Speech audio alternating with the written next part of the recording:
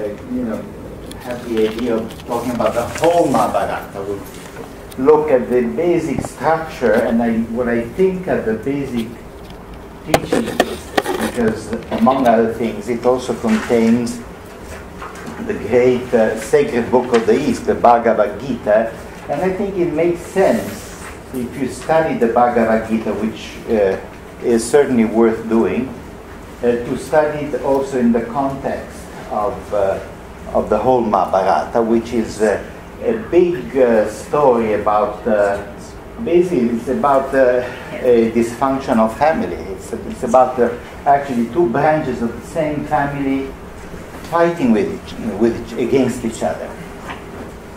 And it's the story of this fight. And it's actually the story of the fight of humanity. But the idea of the Mahabharata is to teach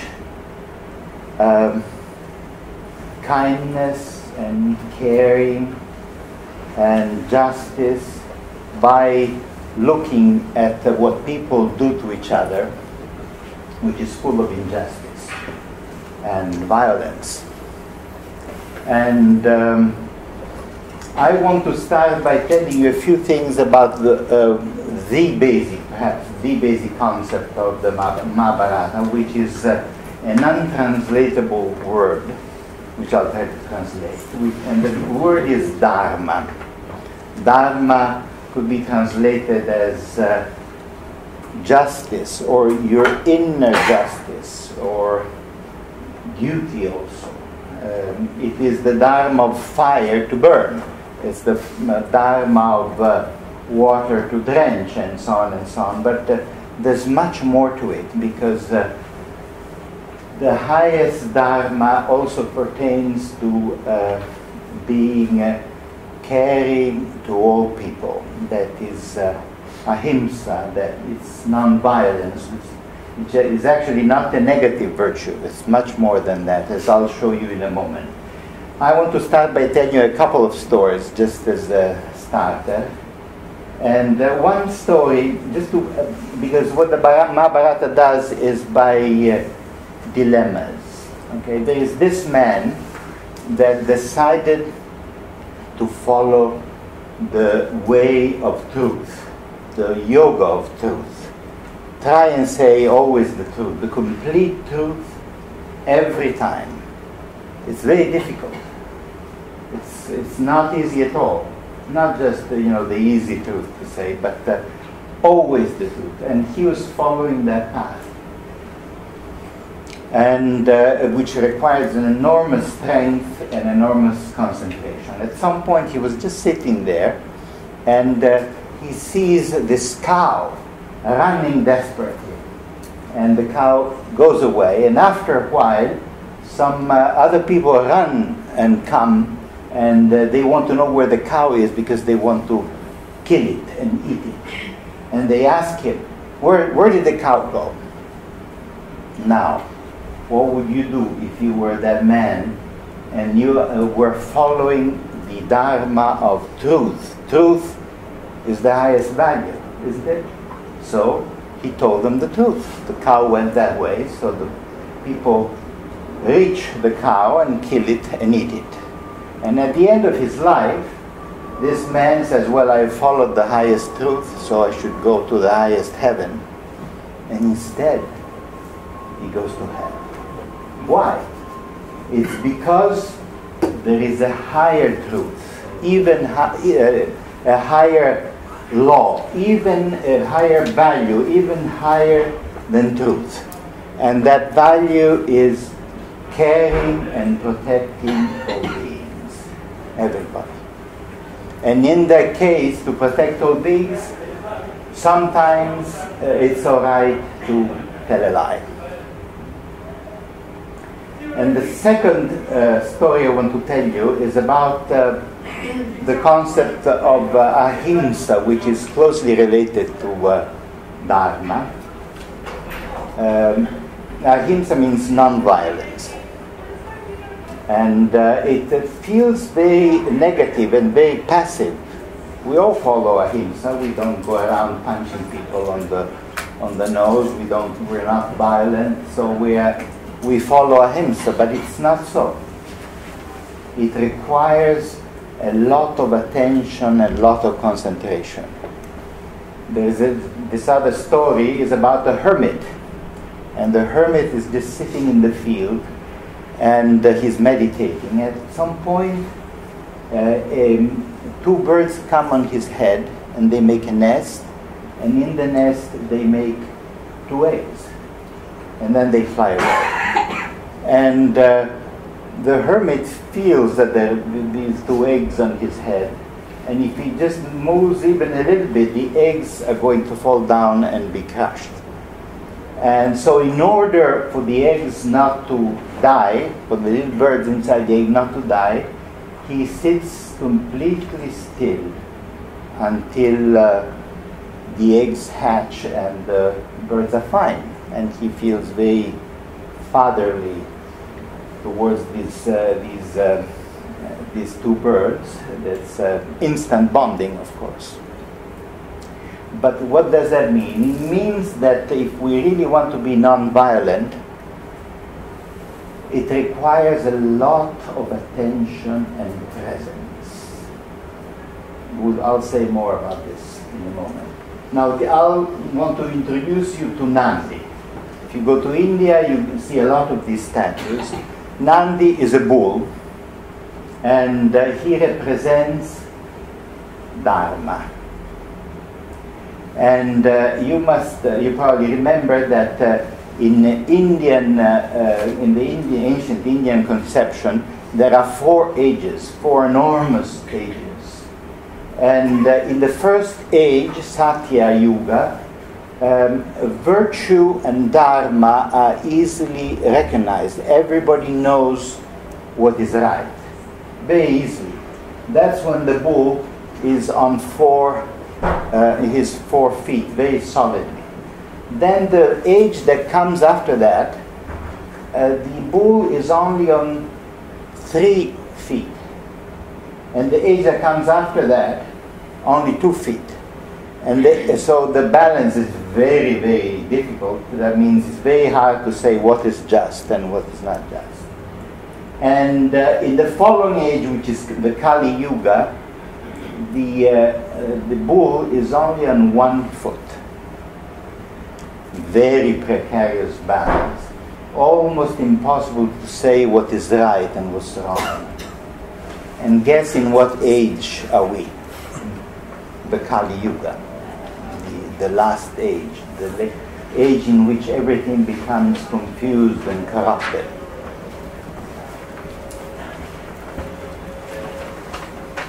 Here's another story of Dharma, just to get the idea, to get the concept.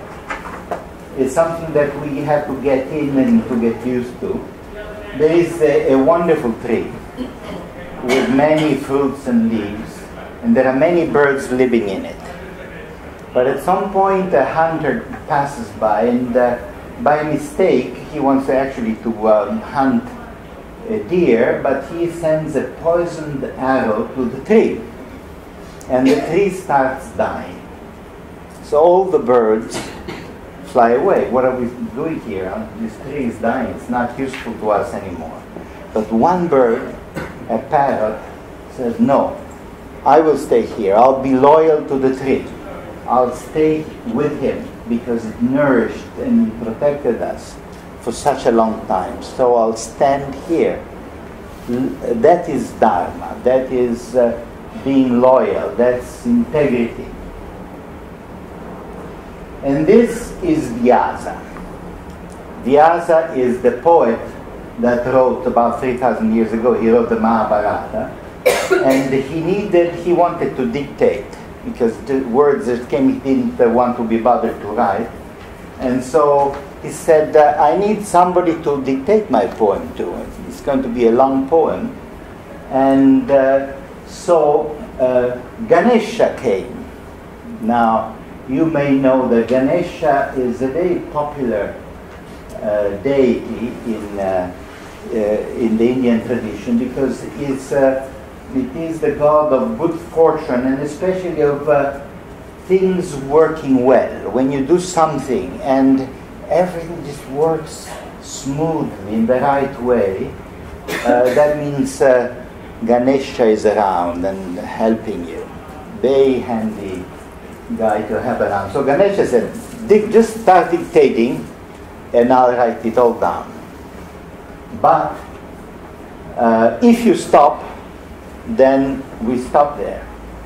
What you have to do, he tells to the poet Vyasa, you just have to keep telling me without ever stopping. If you stopped, I won't write anymore. So Vyasa has to keep going. I think there is some truth about this, that when we are inspired, we should not be interrupted by the cell phone or something else. We should not follow some other activity and say, okay, I'll continue afterwards. Whatever good train of thought or feeling we have, whatever inspiration, we have to follow it all the way to the end without being stopped. Now, back we come to the concept of Dharma and Ahimsa. I will tell you just one more story, then I'll end telling you a story about Ahimsa. Ahimsa Paramo Dharma, that is the motto of Gandhi. Ahimsa, non-violence or kindness, is the highest truth. He who has in his heart always the well-being of others and is entirely given in acts, thoughts and in speech to the good of others, he alone knows what Dharma is.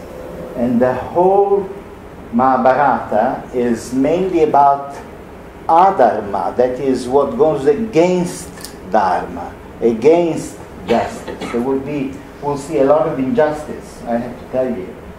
But we have to look at that in order to understand what justice is. So here's a story. You can see up, you have to start from the top. There's a bird that comes to a king that is noted for his protection of all beings, including the animals. And this bird, this dove, goes to the king because he is hunted by a hawk. The hawk wants to eat it. And the dove asks for protection. You can see that the king is actually holding the dove. And he says, no, you're not going to eat this dove. I'm protecting it because I protect all beings. And the hawk says, well, what about me? I have to eat too, so you have to protect me. And the king says, you're right. So he says, bring some scales. I'll cut a piece of my own flesh, of my own body. It's a little gruesome, but it's just a metaphor. And he takes a piece of his flesh and he puts it on the scale, and he says, I'll give you exactly the same amount that weighs as much as the dove. And he keeps cutting pieces and putting on the scales. You can see it there. But the dove is always heavier. He's in trouble now. So what does he do? He jumps on the scales. And then the scales are even. Now what does that mean? I think it has a very profound meaning. It means that if we want to be really kind and caring for all beings, we have to do it with our whole being. I gave 30 pounds to Oxfam. I think I've done something. I don't feel guilty. Yeah, but that's just a part of it. The part of you. Well, now I'll give 200. Yeah, but it's not enough. You have to give your heart if you really want to practice this yoga, which is perhaps the highest yoga. Okay, now let's come to the plot of the story. The plot, as I said, is two families, or two branches actually of the same family, because they are cousins. The Kauravas and the Pandavas. And they want this. They have together. They are living in a kingdom. They grew up as kids. They grew up. They were friends. They were playing around together. They had the same teachers. They had the same grandfather. There's a couple of places over there. And but they want to have the kingdom, and they want to divide it, and there will be a big problem about that. But first, let me introduce to you a few of them. Now, one of the Kauravas, you have to remember this guy because he is a difficult man. His name is Duryodhana. And his philosophy is that what really counts in life is force, brute force. That's what prevails. The stronger, the better. The stronger is the one who has all the rights. And it's the big fish eats small fish kind of philosophy. He is a frank materialist, and that's his philosophy. Here he is, Duryodhana. It's one out of 100 brothers, and there's also a sister. His mother, which we will meet for a moment at the end, her name is Gandhari, and she made 100 children all at once. The pregnancy lasted 2 years, and then she made all these little balls, 100 little balls, and they put the little balls in some little containers with oil, and then the little balls grew up, and they came up to being 100 beings, the Kauravas. Now we go to the other side of the family. Now this is a very peculiar story which should teach us, I think, quite a bit. This woman is Kunti, and she is the mother of several people that we will meet. And what happens is that you see her as a grown-up woman, but a very important thing happens when she's 8 years old. When she's 8 years old, she has been so good and so diligent and so kind that a hermit gives her a very special gift.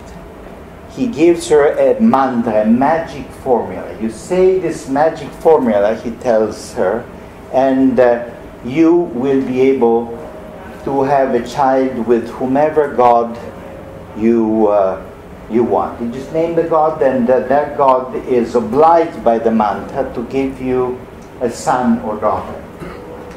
But she's 8 years old.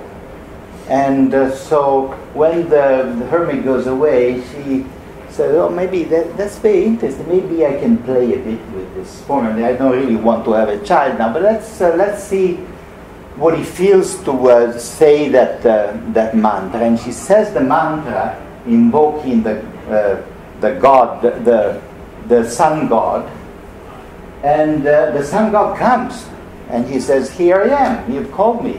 Now we have to make a child together." And she says, "But I'm just 8 years old. I can't make children." And he says, "Well, you've called me. I'm bound to the mantra. Now we have to make a child. How are we going to do it?" And he enters her by the ear, and in that way they manage to. He manages to get her pregnant while still respecting her, but she's she's an 8-year-old. She's left with this secret. She doesn't tell anybody.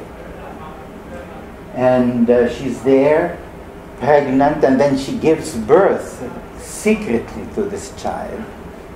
And she feels embarrassed, ashamed. She's so young, she doesn't know what to do with it.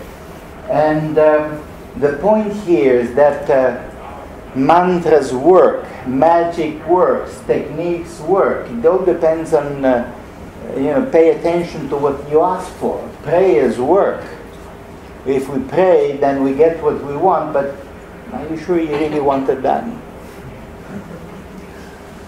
And so when she has the child, I just found this picture. You can see that the styles of the pictures change a lot. But she puts him, just like Moses, she puts him in a basket and leaves it to the river. And the river takes this little baby to some very humble people. The man, the adoptive father is a charioteer. And he takes on this baby and brings him up with his wife. And out of this comes Karna. Karna is, he's the son of the sun, of the god son, of the sun god. He is incredibly powerful. He has some golden earrings that make him completely invulnerable. And he practices generosity. That's his yoga. If you go to him and ask him whatever you want, he will give it to you. So at some point, somebody will come to him and he will say, well, these are nice earrings. Can you give them to me? And he gives them to him and renounces thereby to his invulnerability. And and Karma has also another characteristic. He does not know where he comes from. He knows that he is adopted, an adopted child. He does not know who his real father and mother are.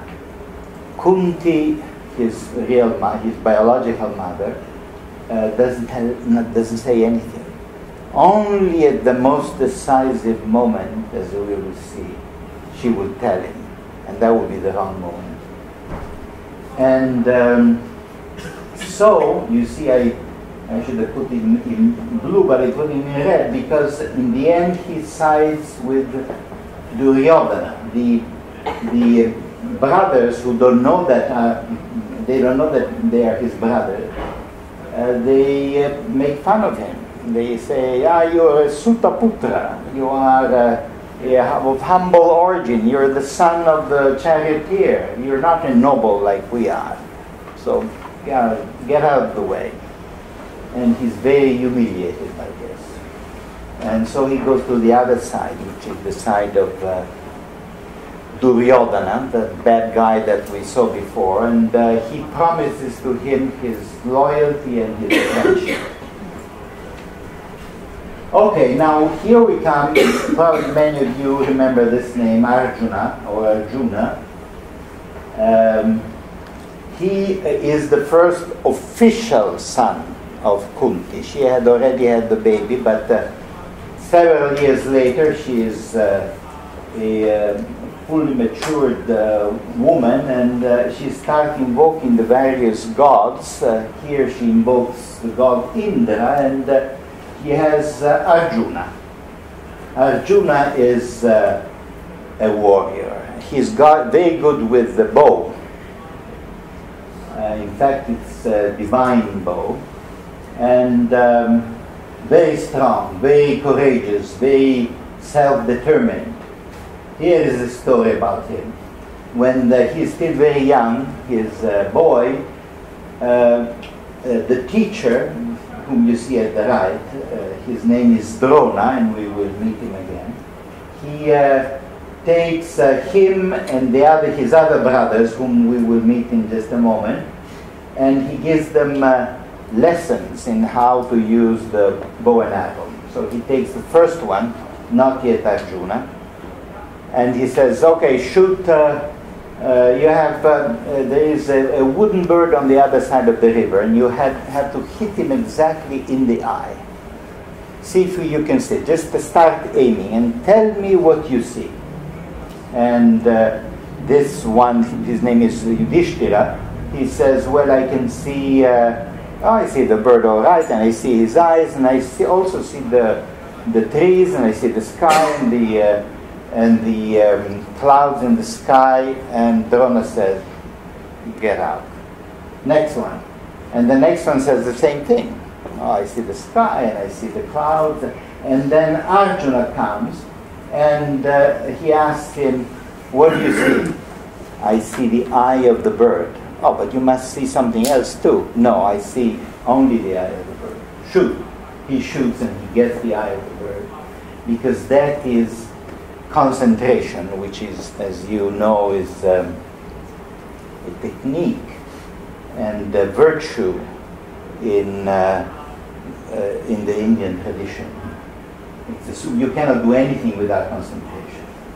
And look what he does. This is Draupadi, a princess, Princess Draupadi. And at some point, she is going to be married. There is a big feast, and there is a competition.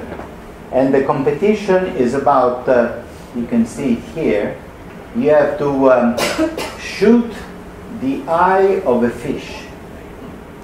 And the fish is on a pole and is reflected in this oil. The oil is moving all the time. And the archer has to aim without looking directly at the fish, but looking at the reflection. The reflection is moving all the time. And nobody is able to do that, except, of course, Arjuna. And so he wins. And he goes home with his new wife. And now listen to this. Listen to what happens. You're in for a surprise unless you already know the story. Because Arjuna comes with their 5 brothers, the Pandavas, and he walks in the door with his new wife. And of course this princess is a bit, I suppose, she's a bit nervous because she's going to meet her mother-in-law. And Arjuna says, you won't believe what I won. We went to this tournament. You won't believe what I won. And Kunti, the mother, is a bit absent-minded. She's doing something else. And what does a mother say when one of her kids wins something or gets a present? What does she say? Make sure you share it in equal parts. Okay, so that's what she doesn't realize it's Draupadi. So make sure you share it and you in equal parts. And Arjuna says, but mother, she's a woman. And she says, oh, well, mother's word is mother word. And so you have to follow it. I said it and you have to do it. Draupadi will have 5 husbands. However, there is a story or two behind it. Because this looks like just chance. But is it really chance? Maybe not, because in an earlier life, Draupadi went to Shiva, the god. And she said, I want to have a really good husband in my next life. And Shiva said, okay, make a list of all the qualities that you want your future husband to have. Almost like a psychosynthesis work. Okay, well, I want beauty and justice and intelligence and honesty and serenity and this and that.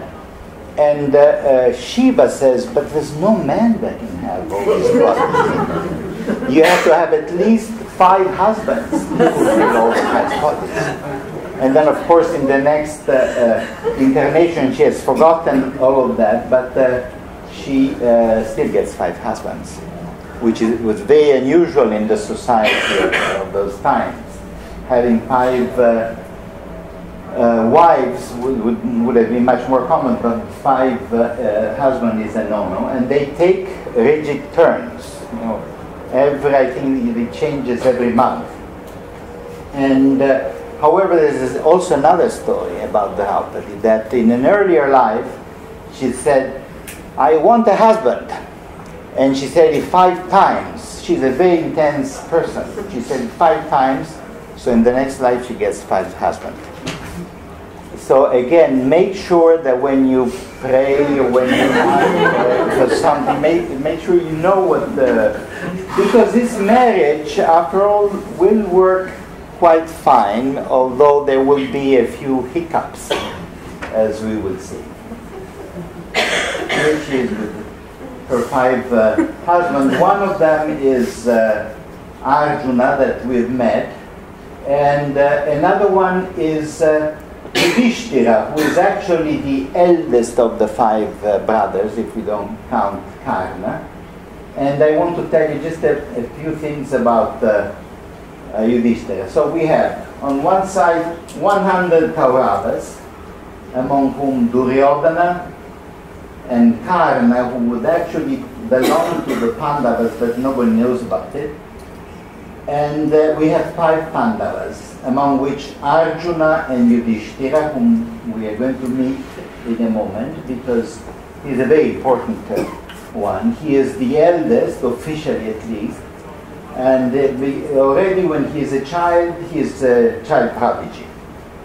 And he is a very just man. He is the most just man on earth. In fact, at the end of his life, he will be the only human to be able to go to heaven with his body. That rarely happens, almost never. And he will be able to do that. So he has many, many, many virtues. The main one being justice and truthfulness also. But he also has a vice. We'll come to that vice. But first I want to tell you that Duryodhana really wants the whole empire, the whole kingdom. So he wants to get rid of the Pandavas. Okay? And he tries many ways. He's evil. And at some point he prepares a whole palace made of lacquer. So very, very beautiful. And he gives it to the Pandavas. Look how generous I am. You can walk right into it. It will be your new palace. But if anybody gives you a lacquer house, don't get it, because it's highly flammable. And the idea is to have, when they're in, to set it on fire. But somebody sends to the Pandavas a code message. Fire cannot extinguish the soul, but can annihilate the material body. However, one who protects the soul lives. And they do protect the soul. They do protect also the body, because they understand what it is about. And they flee before the fire happens. So let's come to Yudhishthira. I will say he is wise, just, truthful, but he has one little vice. It's very important to remember this, because we can apply this to probably to many people that we know. Even the greatest and the highest and the people we really trust. If you really go into their lives, you'll find that they have some little vice or something that is not quite convincing. So you must know that Yudhishthira likes to play dice. If you invite him to play dice, he'll say yes, because he cannot resist it. He's a gambler. And Duryodhana knows about it. And so he does this stratagem. He has a whole palace built. Wonderful palace with 1,000 columns. And they're all with the jewels and gold. And it's a wonderful palace. And then he invites all the kings and all the sages of the country and of other countries too. And then he invites Yudhishthira. Let's have a game of dice. And Yudhishthira said, I don't know if I... Because he knows that this is a trap. But in the end, he cannot say no. And so he goes to play dice. And what happens is that Duryodhana has his cousin, his uncle play, Shakuni. And Shakuni is a man who has followed the yoga of dice. In case you don't know what the yoga of dice is, I'll tell you. During his whole life, he played and exercised with the dice. So for him, the dice are alive. He talks to them, and they talk back to him. He can ask them to do whatever he wants, and they will do it. He is a champion. There's no way of beating him. So they start playing, and they play small stuff, and Yudhishthira loses. And they start playing higher stuff, and Yudhishthira loses. And they play more, and Yudhishthira loses. And at some point, the only thing that has remained for Yudhishthira is his own kingdom. So he bets his own kingdom. And what happens? Guess. He loses. And but Yudhishthira still wants to play. He still wants to bet. He wants to win back what he lost. So you know what he does? He bets his brothers. Remember, he has 4 brothers. He is the eldest brother, so he can do that by law. So he bets his brothers, and he loses. Here's the 4 brothers. They don't look very happy. And I'll explain in a moment what the other scene is. But what can he do now? Well, he can play, he can bet himself. So he bets himself, and he loses. And now he is lost. What can I do? What can I do? I bet everything that I had on earth. Oh, wait a minute. Maybe I forgot about my wife. Maybe I can bet my wife. And he bets his wife. And he loses. And at this point, he's really lost. And Duryodhana, whom we see up there, this is Duryodhana, the bad guy, says to his brother, go and get the princess Draupadi. Go and get her in her apartment, in her royal chambers, and take her down here, because she's ours now. We want her. And so this very violent man takes her by holds her by the hair and drags her in front of everybody. Now you have to remember that all the kings and all the sages, who happen to be old men, I must say, they're all witnessing this. And they're doing nothing. And at this point, Duryodhana says, now undress her, pull her sari. And so he pulls one sari, the sari, but there is another sari under. This is a very well-known scene. And he pulls this sari off, but there is another sari under, and he keeps pulling sari after sari after sari until he gets kilometers of sari, and she's still right there and completely dressed. It's a terrible violence. Now there are 2 aspects that I want to tell you about. One is that this violence this great injustice is taking place in front of all the kings and all the sages, and they don't do anything to change it. And the point here is that if we witness an injustice and we do not do anything to stop it, we become accomplices of the injustice. Whatever injustice we know, and there are many, unfortunately, and we don't do anything about them, we become accomplices.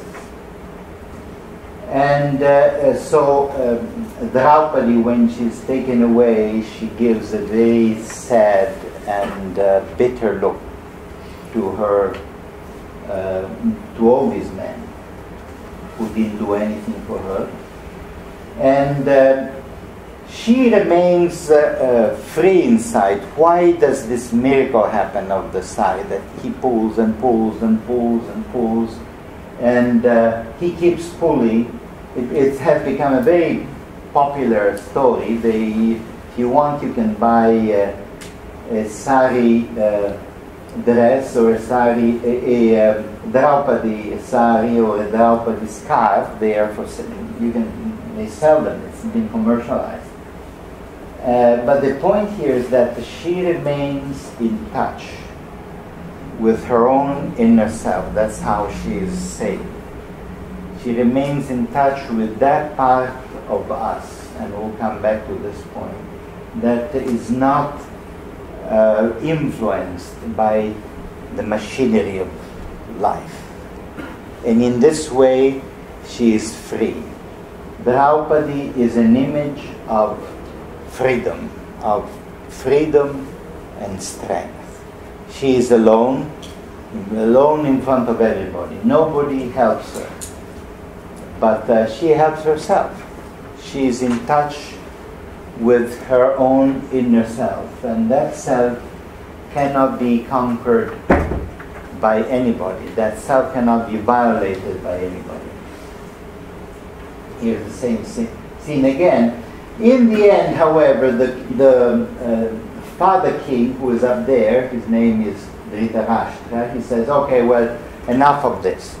Let's give back to Yudhishthira and his brothers. Let's give him back their kingdom, their part of the kingdom, and of course the wife and all the brothers are free again. Let's end it here because I don't like it. And Duryodhana has to agree. But then he looks at Yudhishthira and he says, what about one more game? And they start all over. And Yudhishthira again loses everything. Not his wife this time. He stops a bit before.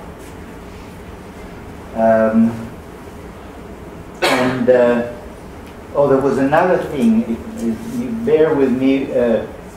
There's a very important, it's a legal point and it's a psychological point. Because when Draupadi is taken there in order to be violated and disrobed, and they tell her that your husband bet you and he lost. She says, now, wait a minute.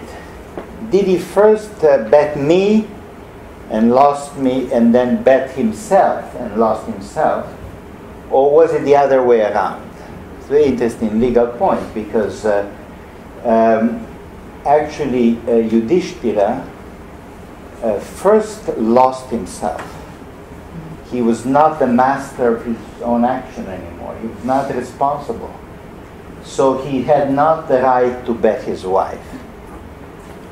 But they don't care about the law. But that is an important point because it tells us that unless we have full mastery of ourselves, our choices and actions are worth nothing. So here they are. There's one more, I don't know why, but they're the five brothers. One of them is a giant, and yes, really, his name is Bhima, and with Draupadi, and they go out in the forest. They have to stay 12 years out in the forest.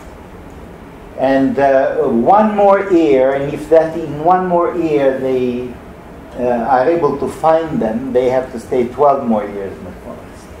And during this time, they learn many things. And after 13 years, they come back.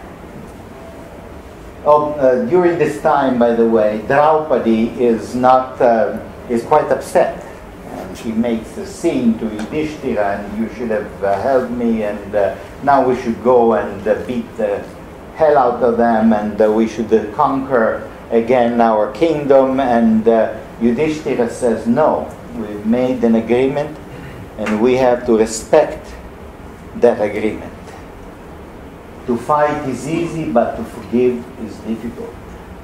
To be patient is not to be weak. To seek peace is always the wiser course. Now, is he saying that as a weak person or as a strong person? In my opinion, he is strong again. He is, and incidentally, during these 12 years, he learns to play dice very well. Maybe come in handy. I want to tell you about. We'll just have a few minutes still, and then we'll have a break. But I have to introduce you to Krishna, who is actually the protagonist of the whole story, because Krishna is God, is the incarnation of God. It's an avatar. You can find that, in many spiritual traditions. But he's a different God that you can find in other traditions. And he likes to make pranks. For instance, here he's stealing butter. And at some point, he eats the soil he puts in his mouth. And his mother is very upset. And she says to him, "Look what you've done. You've eaten, you have your mouth full of full of dirt." And she opens his mouth to look into it. And as she looks into it, she sees the cosmos. She sees the stars and the galaxies and the universe. Who is this? And the mother remains astonished. And then Krishna wants to protect her. So he becomes a little child again, and she sees the dirt. For a moment I thought I saw something else, but no, we'll go and wash your mouth. And Krishna is often depicted as playing the flute, and he is very playful, and he is a great lover. Okay. So it's very different from other avatars or other incarnations of other religious traditions. So Krishna does not want. He's coming to Arjuna and Duryodhana, and he wants to avoid the war, because now they don't know, they've come back. They want to have the Pandavas have come back after their exile in the forest, and they want part of their kingdom. They go to Duryodhana and they say, "Give us at least a bit of land." And Duryodhana says, "I won't even give you as much as the point of a needle." It's absolute no. And Krishna tries to intervene, but he's not successful. So it's going to be a war. And this is a very important scene. We'll end this first part with this story, because I can assure you that you are part of this scene. We are in this scene every day, because Duryodhana and Arjuna go to Krishna. Krishna is there. He's very relaxed. He's lying down. In fact, he's sleeping. When he wakes up, he sees them. But look at their position. Arjuna is at his feet. That's a respectful position. And he's kneeling.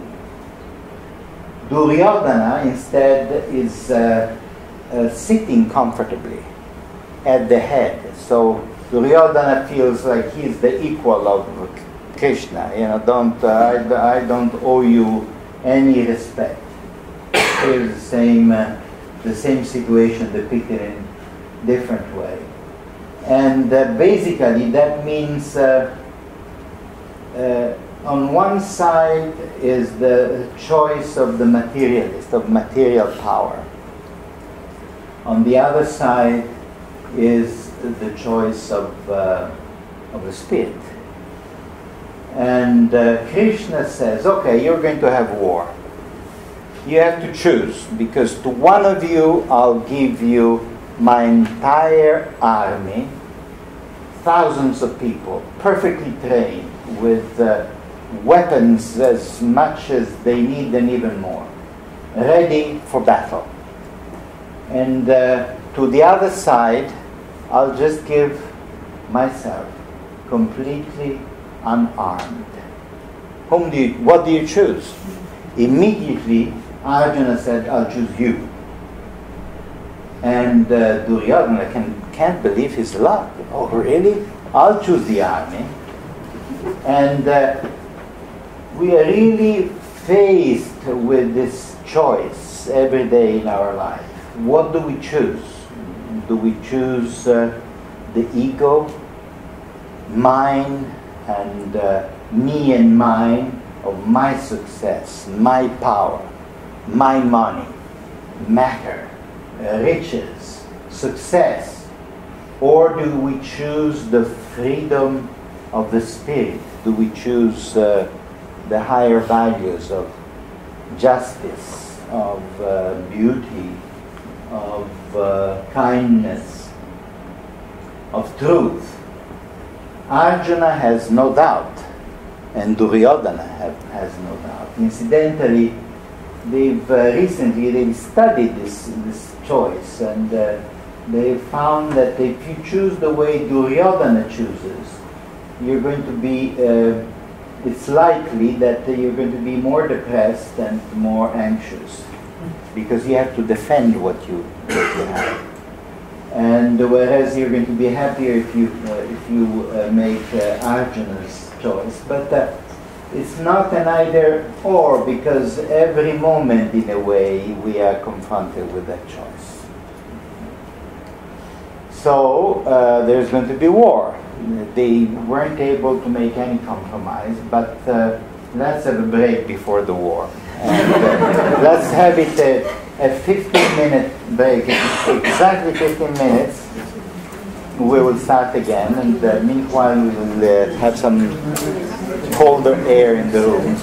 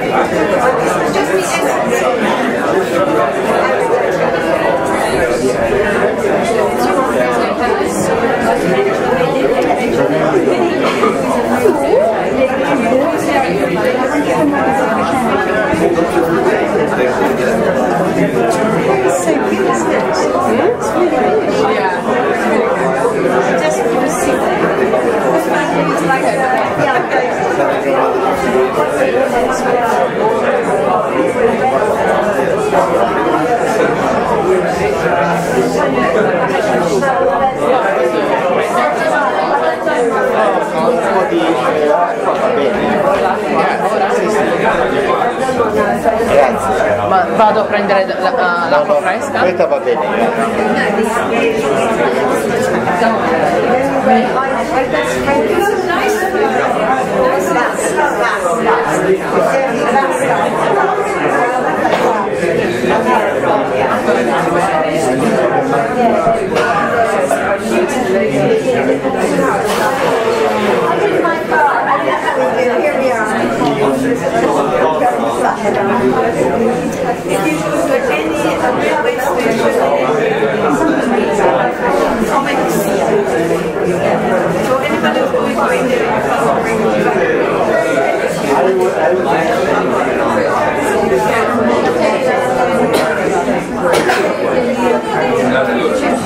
Down here at the back.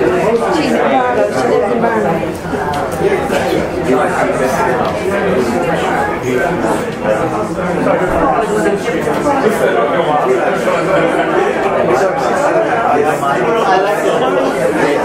They're cute.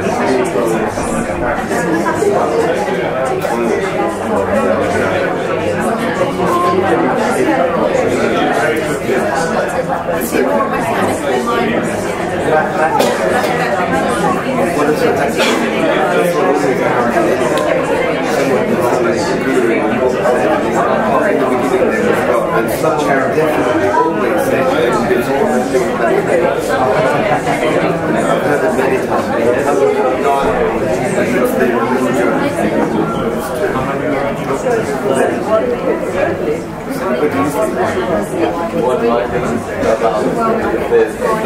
Oh, no, it's good. It's great. I mean, I know nothing. Well, I mean, for now.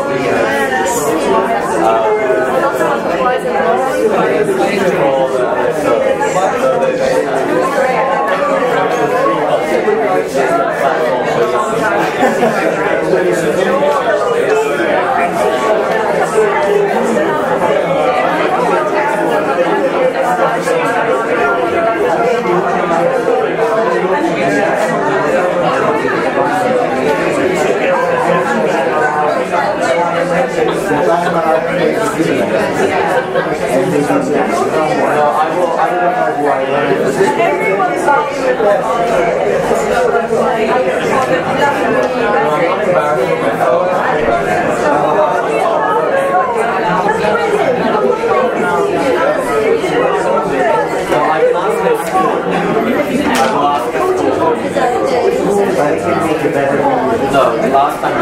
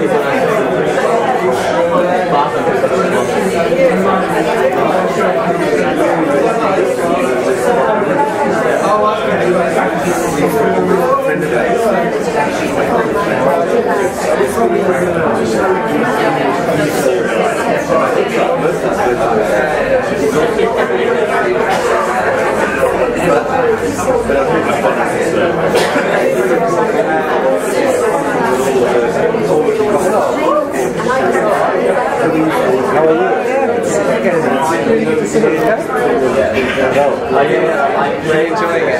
Thank you. It's very funny. I actually had the same experience that Krishna's mother had, but it wasn't through the mouth, it was through the eyes. Yeah, it's very, it's quite profound religious experience actually. I always get something from it. Through the eyes it makes more sense. In the mouth yeah, it seems a strange method. Strange joke. Yeah. Anyway, really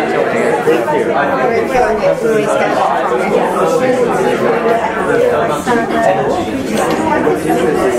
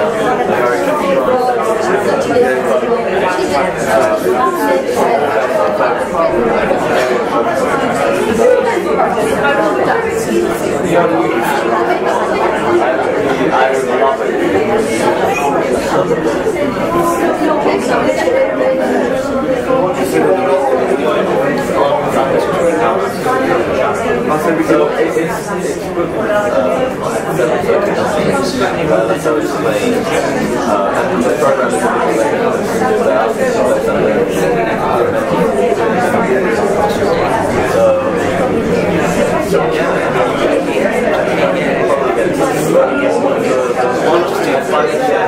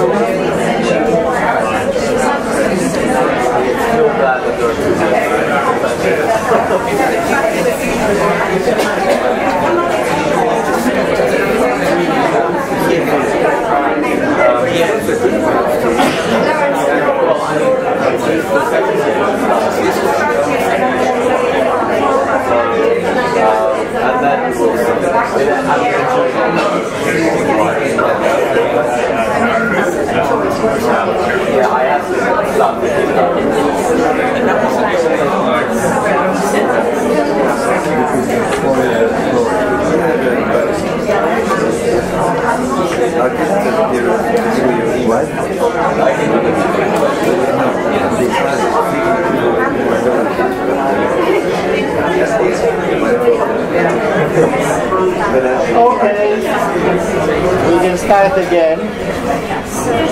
And if there's too much here, you just let me know, okay? Anybody, not just them, but...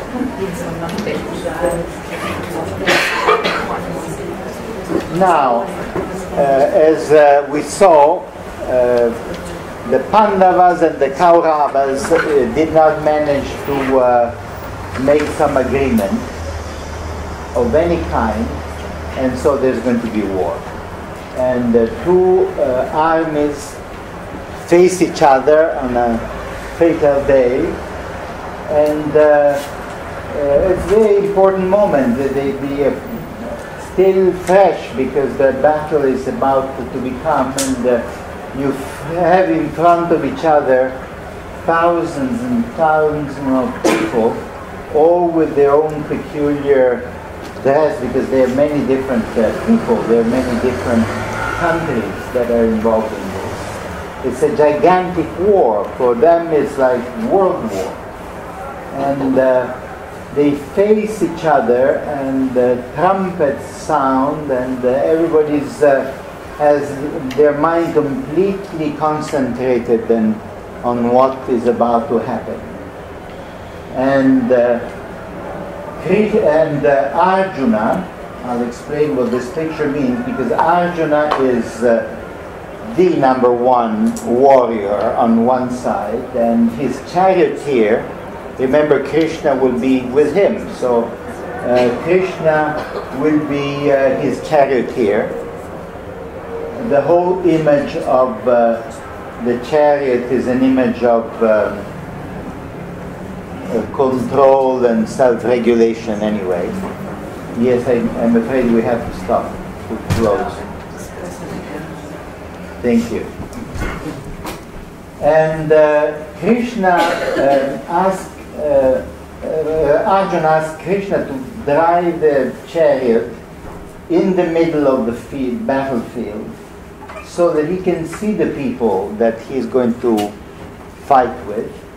And he looks and he sees among the enemies, he sees his friends that he grew up with and he played when they were children, and he sees his cousins and uncles and grandfather, and he sees his teacher even. You remember Drona, we met him and we'll meet him again.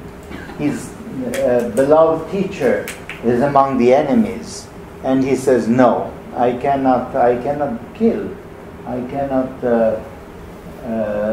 make war to the people who belong to my family, which is what actually war is, if you think about it. The war is killing your brothers and sisters. And at this point in time, Krishna makes a special magic. Between the moment when the last trumpet has made the sound and the moment when the first arrow is shot, Krishna stops time and creates a special space. Here they blow the conch,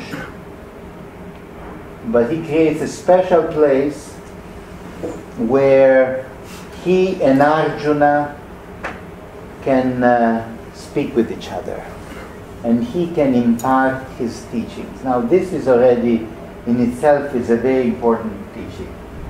Even in the midst of the battle, including the everyday battle, with all the noise, the injustice, the pushiness, the chaos, the violence, we should be able to make an inner space of complete stillness, and go in that stillness and listen to the voice of our spiritual self, which is represented by Krishna here.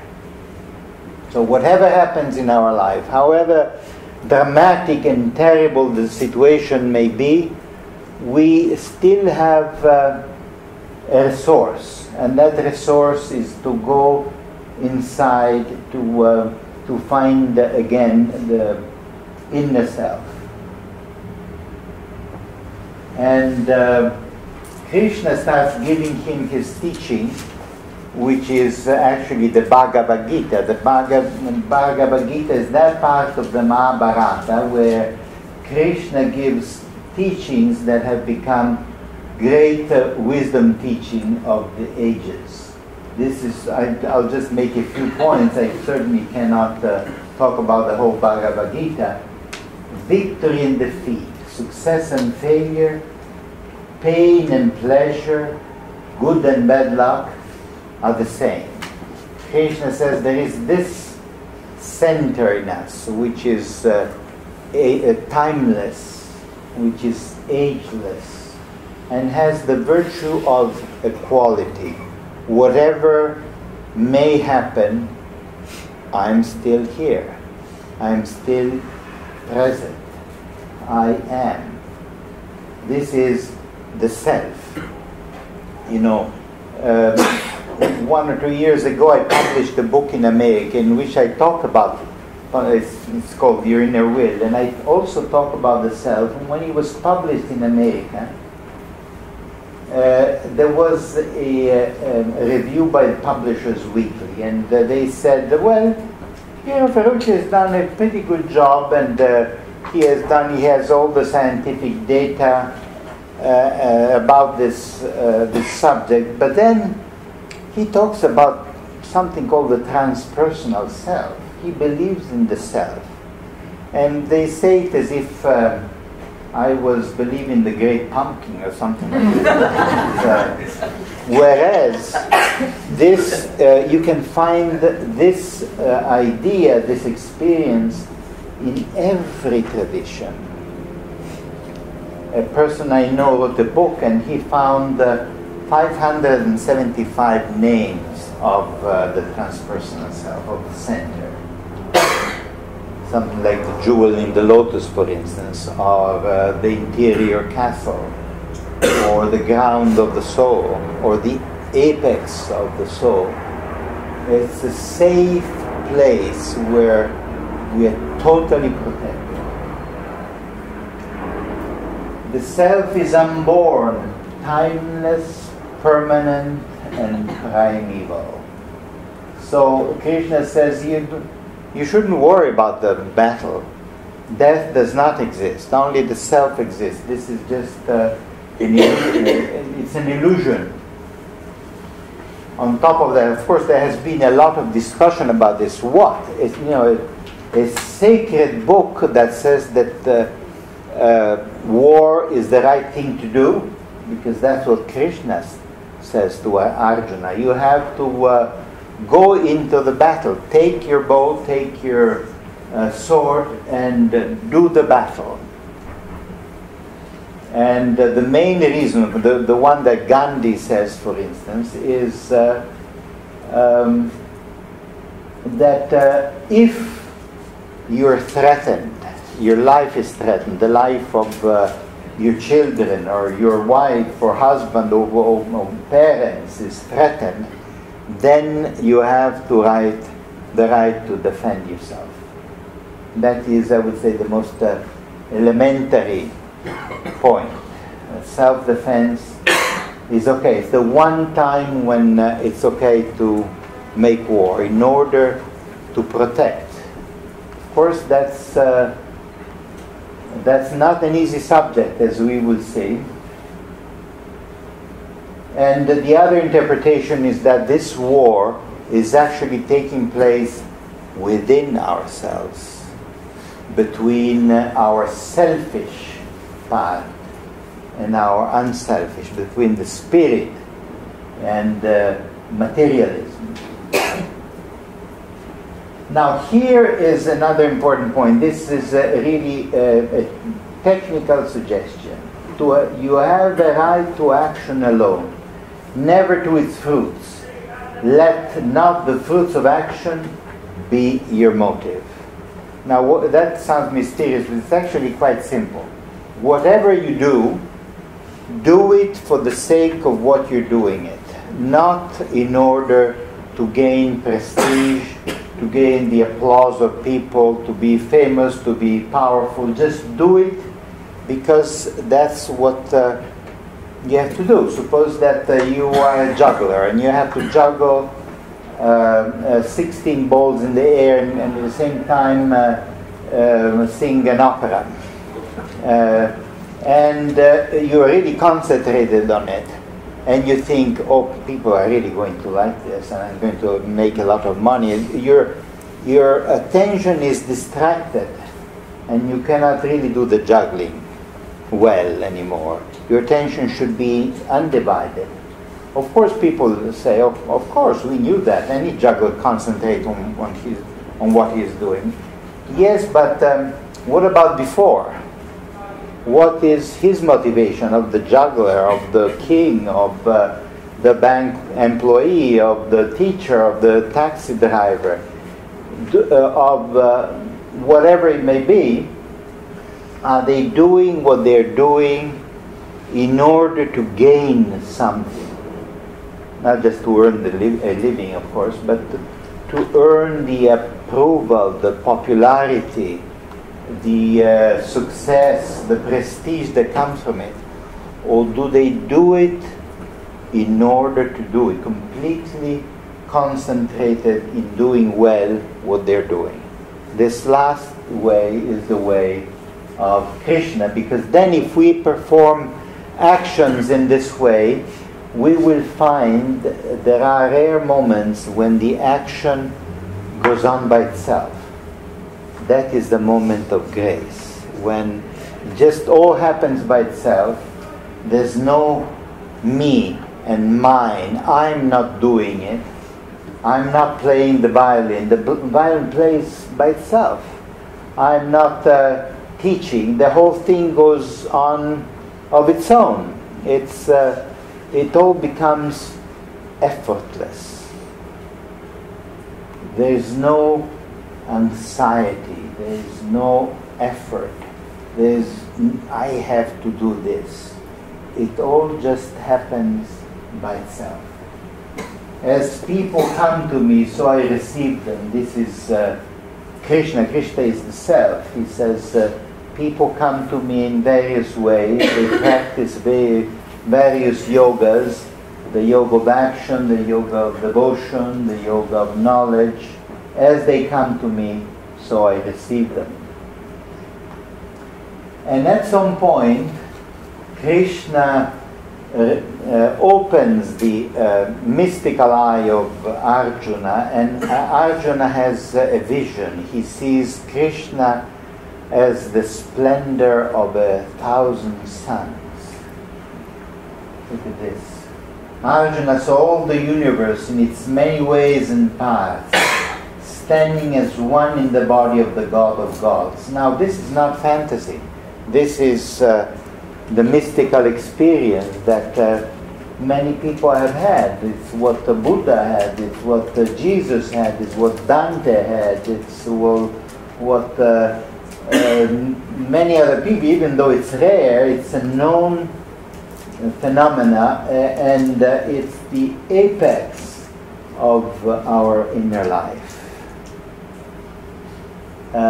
And then the eye of Arjuna closes again, and he's ready to to go to battle.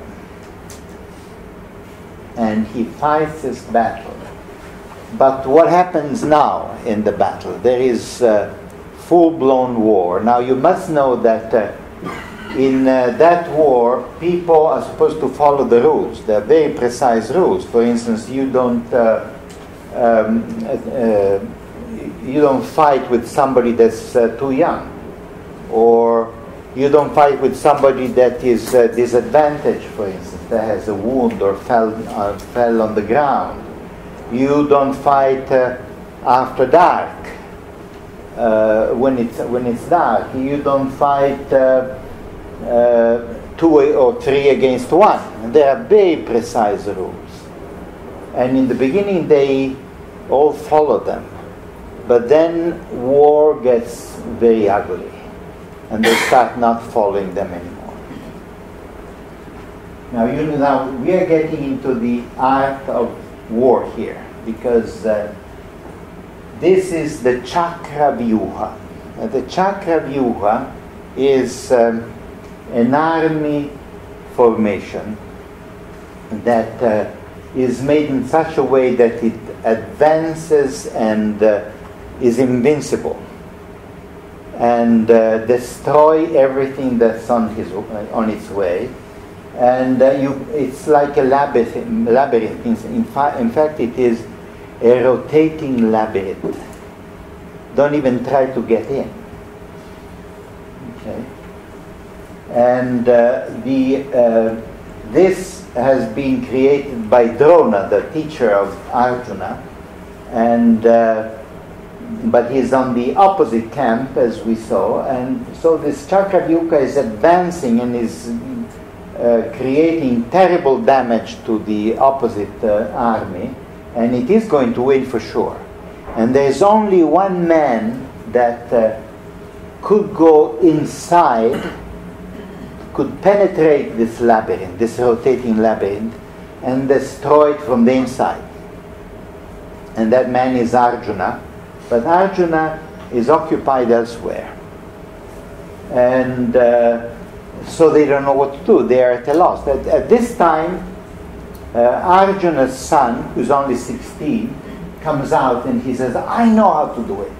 Nobody knows, but I know it, because when my mother, Arjuna's wife, was pregnant of me, I heard Arjuna telling her how he was able to get into this labyrinth. The only problem is that then she fell asleep. So he knows how to get in, but does not know how to get out. Now this is a fundamental life lesson, as we'll see in a moment, because Abhimanyu, that is his name, he has a young wife, and that morning he goes to battle, and he's enthusiastic. He's the only one that knows that secret, at least 50% of it. So he enters inside, and he's valiant, he's courageous, he's like a lion cub that tries to get at the big elephants. And at first he succeeds. He gets all the way to the center of the labyrinth, but then he's surrounded by 7 strong men, among whom Drona, the teacher, and they kill him. He's only 16. They shouldn't even fight with him. They should tell him to go home. But they kill him. That's against all the rules. And when Arjuna hears about that, of course, he's devastated. And the point here is that the universal point is, if you get into something, make sure that you know how to get out of it, whatever that is. You get into a relationship, make sure that you know how to get out of it, because it may be tricky, it may be difficult. You get into any kind of business, it may be very difficult to then know your way out. You are in a labyrinth, and the labyrinth is a great image for the enigma of the soul. We get, if you think about your life, you probably can find one or several labyrinths in which you got yourself entangled in, and maybe you were able to get out, or maybe not. In fact, one could say that life itself is a labyrinth. In the Indian perspective, in the Hindu perspective, we incarnate, and so we are in this life, and once we are in this life, it's not that easy to come out of it. We're totally involved, we're totally identified. The only way to come out of it is by dying. So this has been a terrible thing for Arjuna, and so they plan to make a revenge. And I'll explain to you in a moment why you're seeing an elephant. Drona, the man who masterminded what we just saw, has a son. And that son means the universe for him. He loves like a father can love a son, but even more so. It's his life. And the name of the son is Ashvatthama. So what do the Pandavas do? They find an elephant whose name is also Ashvatthama, and they kill it. And then they say, Ashvatthama is dead, Ashvatthama is dead. And Drona hears this, and he is devastated. This cannot be true. So he goes to the one man that always tells the truth. You remember who that is? It's Yudhishthira.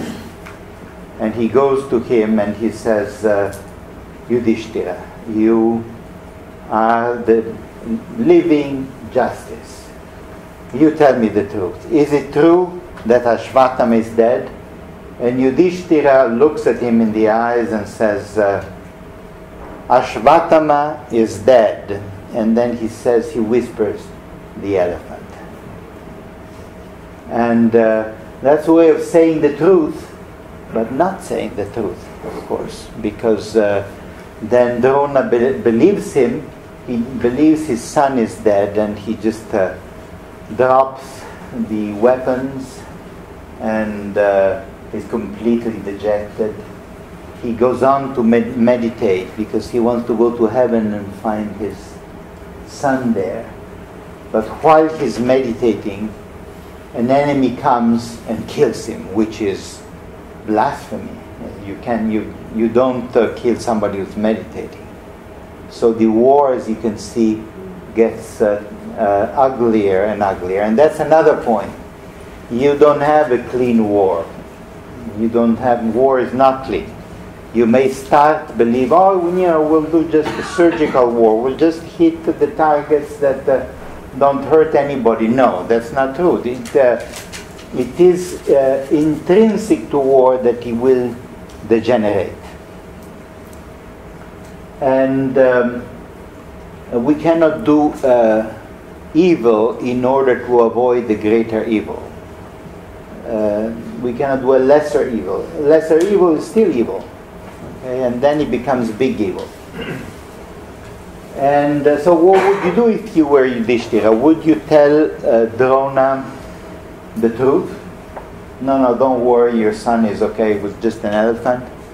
Or would you not tell him the truth and do as Yudhishthira did and be ambiguous? Some people make the point, it's like the story, you remember in the beginning, the story of the elephant, of the cow, and the man who said the truth. Sometimes we have to tell a lie in order to protect human beings, and Yudhishthira tells a lie in order to protect human being and to end the war.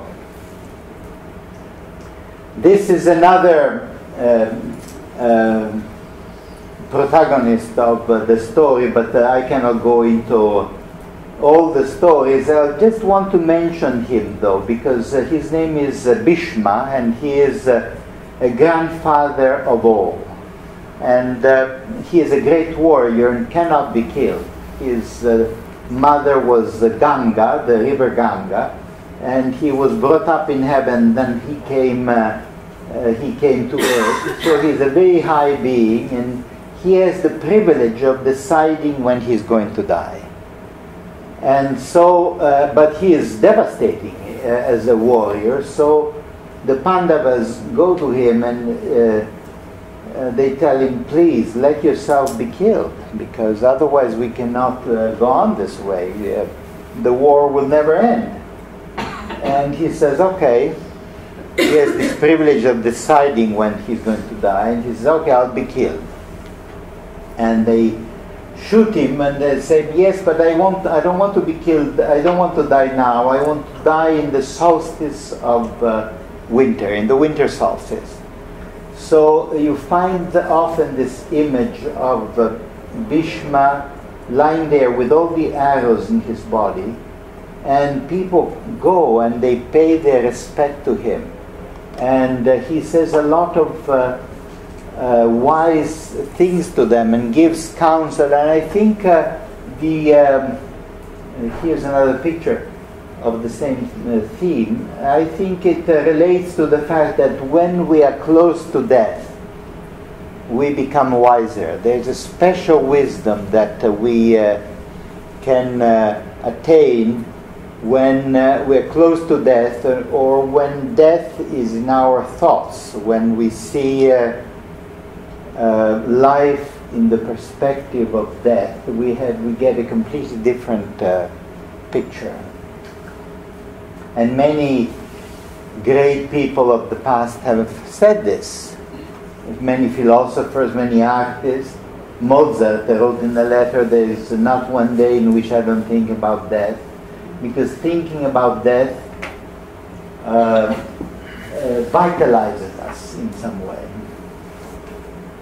Okay, now here's Karna. You've met him already. He is a very well, much loved protagonist of the story. You may remember that he is the secret child that Kunti had, and he is actually the brother of the Pandavas, and so he, being eldest, he could be the king, and he could say, I am the king, except he does not know. Only his mother Kunti, who had him when she was 8 years old, knows. He's illegitimate. Nobody knows where he comes from. And his whole purpose is to have a duel with Arjuna and annihilate him and win. And he's the only man and the only warrior that may be able to do it. Now, you must know that a god, Indra, gave him a special weapon. And it's a weapon that's invincible. With that weapon he can kill anybody he wants. But he can use it only once. And then he will never be able to use it again.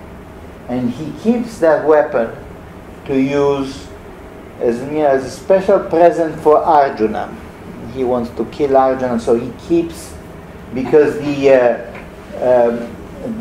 duel with Arjuna will be the culminating moment in his life. But at some point a terrible monster comes, whose name is Gatachaka, and he can become as big as the whole battlefield, and then he can become as small as an insect. And he seems to be invincible, and he brings damages to everybody, and he's actually a monster created by the human mind.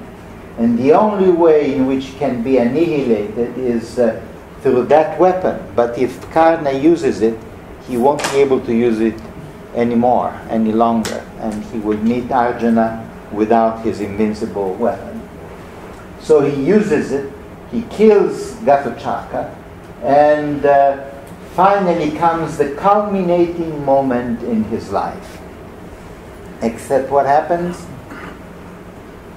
In the culminating moment in his life, which he has been expecting the whole time he has a flat tire. Or something like a flat tire. Because you can see the wheel in his chariot goes in the mud and is stuck there. And he cannot move the chariot, and therefore he tries to get it off. And when warriors do that, the rules is nobody is allowed to shoot them. You know, they have to get again on the chariot. And at that moment, Karna becomes very confused. He forgets how to use weapons. It's like when the right moment comes, something goes wrong. I remember I had a client once who studied his whole life to become a notary. It's an incredibly difficult exam in Italy. Very difficult. You study for years, and then only 5% are accepted. And he was ready for it. And then the morning in which he had to go, and he would have had to wait 5 more years otherwise, the alarm clock didn't ring, and he didn't go. He didn't go to the exam, and he went off in a completely different direction. When before you came, we had troubles with the computer. And here comes the right moment. All the people are coming. The show is about to start, and what happens? The computer is not working. Something may go wrong. And if it can go wrong, it will go wrong. And that's what happens with Karna. Now, in a normal battle, Arjuna would not do anything. He will wait. He would say, Karna, okay, I'll wait till you get up and then we will fight a loyal battle. But Krishna isn't there. And he says, kick him now. And Arjuna says, but I can't, he's down, he's disadvantaged. That's against all the rules. And Krishna insists, hit him now. This is the moment. And Arjuna says, but I can't do it now. And Arjuna shoots him and kills him. Now, why did Krishna is God, incarnated. Why did he say such a mean thing? There are many explanations for this. Krishna sometimes is godlike, and sometimes he plays pranks, he doesn't follow the rules. We could have a deep philosophical discussion about this. Some people say Krishna is really the bad guy, but I don't think so. In fact, Krishna himself at some point gives the explanation. They tell him, well, you're divine, why do you do those things? And he says, yes, I'm divine, but I'm also human. Okay, you have seen many deaths, and we will see this one more death in battle. You remember Duryodhana. He was the quote-unquote evil guy. I say quote-unquote because it's true that this is the bad guys versus the good guys, but the bad guys also have some good sides, and the good guys also have some bad sides.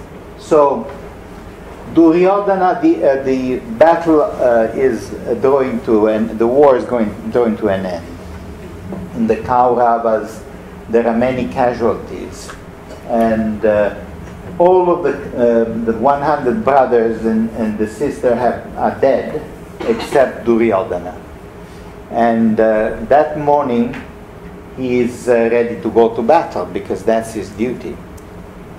And his mother is Gandhari, and Gandhari had a blind husband.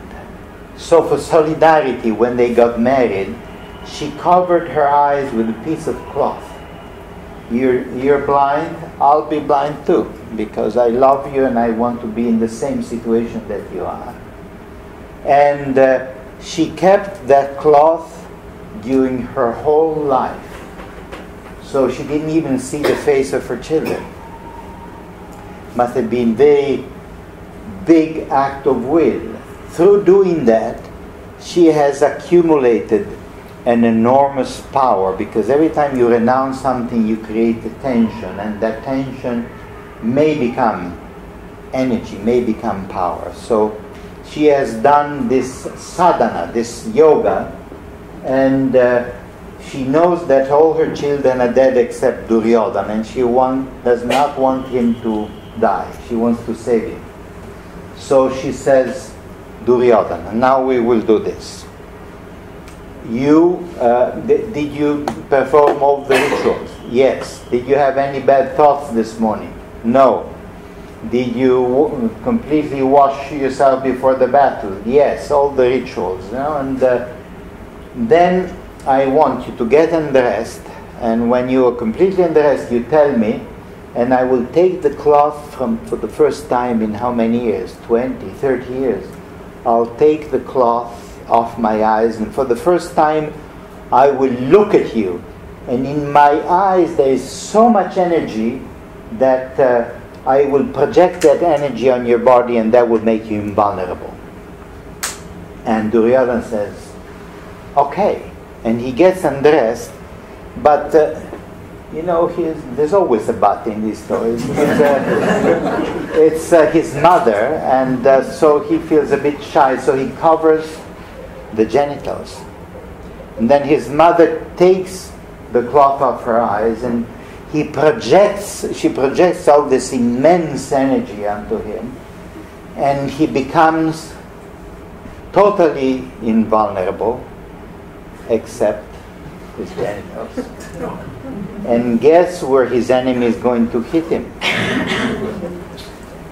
Because life hits there. And also here, I think there's a big teaching. We all have an erroneous zone. We all have a zone, an area that is tricky, that we don't want to talk about, that we feel maybe ashamed or embarrassed about, and you want to avoid it. And if we keep avoiding it, life will go right there and hit us right there, where we are vulnerable. So Duryodhana has a battle, and with Bhishma, remember the giant? And Bhishma is very upset with him because of what he did to his wife, to Draupadi. He's one of the husband of the 5 husbands, and so he kills him, and he does something terrible. I suppose Duryodhana is not invulnerable anymore, and so Bhishma eats his heart. That's so terrible. It's the terribility of war. So the war has ended, and everybody has a meeting, but there are not very many, because if you walk on the battlefield, you cannot avoid walking on dead people. It's full of dead people. So after a while, and of course Yudhishthira becomes the king, and he says, we who are alive are actually dead. He decries the war. He did not want to do the war. And they all meet, and nobody smiles. They are the survivors. They are sad, but the kingdom is reunited, and Yudhishthira reigns for many years with justice and harmony. And then comes, here's the same scene of the meeting, and then comes a time when death draws near. So the 5 brothers and Draupadi decide to end, as in the Indian tradition, the last part of your life is given to becoming a hermit, to leaving everything behind and going in the forest, and that's what they do. And at some point, they can ascend and go all the way towards heaven. And as they do so, however, four of the brothers and Draupadi, you can see them, they fall off the cliff and they die. And then their soul goes to heaven, but the only one who is allowed to go to heaven in his body is Yudhishthira, who is the just. It's a very rare privilege. Now let's see what happens to Yudhishthira, however. As he walks on, he knows that he will find his brothers and Draupadi in heaven. You may have noticed that there is a dog that is going with them. You know, it's a stray dog. You know how dogs sometimes, as you walk in the street, they start walking with you. And after the brothers are dead, the dog keeps walking with him. And at some point, Indra, the king of the gods, comes to Yudhishthira, and he says, all right, I'm here. It's actually a carriage. I'm ready to take you to heaven.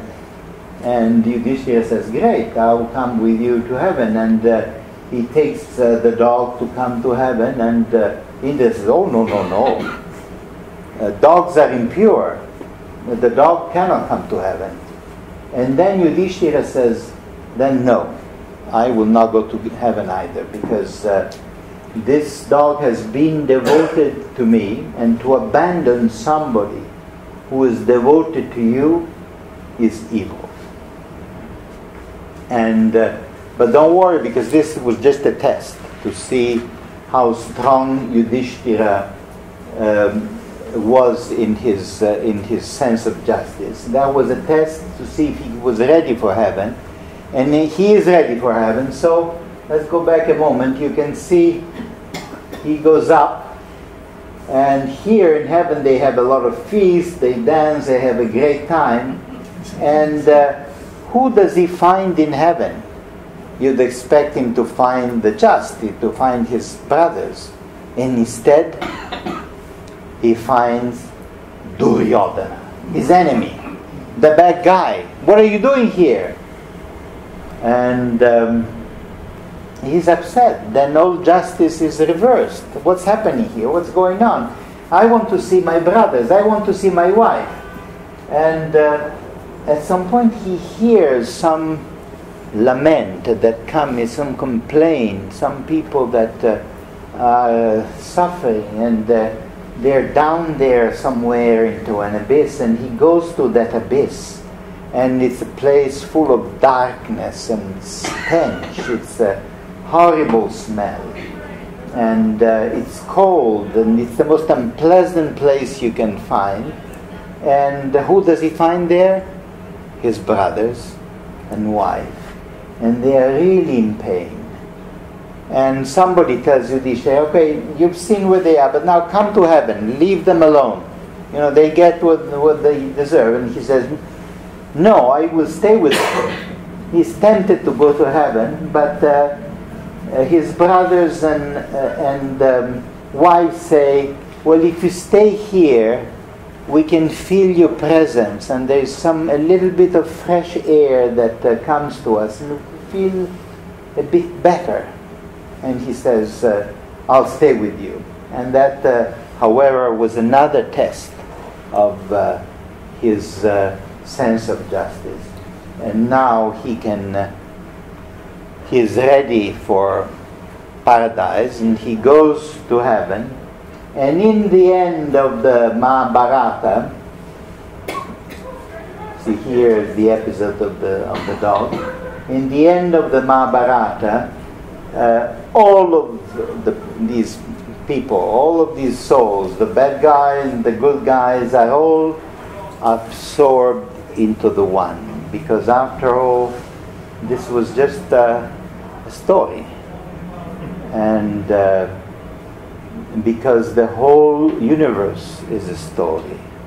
We have to remember the two words, Maya and Lila. According to this view, the whole universe is a mirage, is Maya, is like an illusion.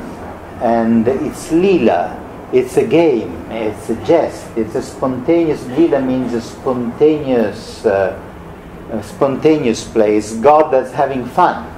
It's not like the Christian God that has a purpose in doing the universe, but it's just, let's create a universe today, and let's create another universe, and then in the end, everything is like a bubble. It explodes, and it's turned to nothing. Good night.